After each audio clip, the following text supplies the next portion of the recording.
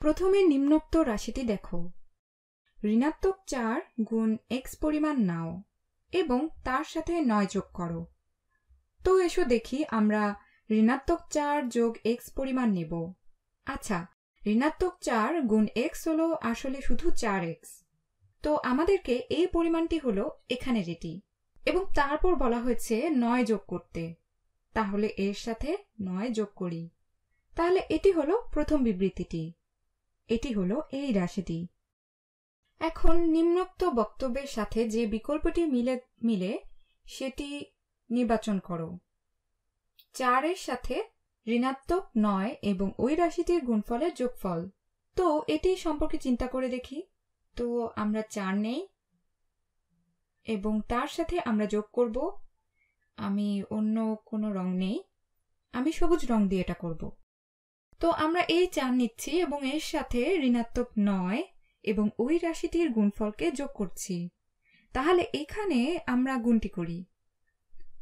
ঋণাত্মক 9 গুণ এখানের এই রাশিটি, তো এটা হবে ঋণাত্মক 9 গুণ ঋণাত্মক 4x যোগ 9।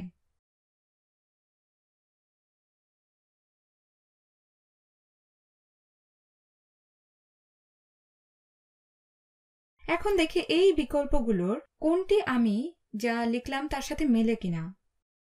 এখানে একটি 4 নিয়ে তার সাথে ঋণাত্মক 4x বিয়োগ 9 গুণ করে তারপর 9 বিয়োগ করা হয়েছে।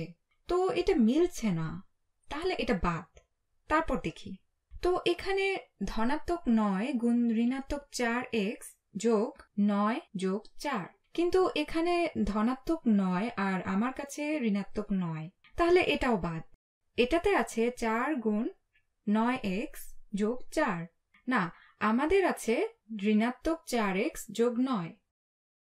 এটা আচ্ছা দেখি, ঋণাত্মক 9 আছে যাকে গুণ করা হচ্ছে ঋণাত্মক 4x যোগ 9 দিয়ে এবং তারপর তার সাথে যোগ করা হচ্ছে 4।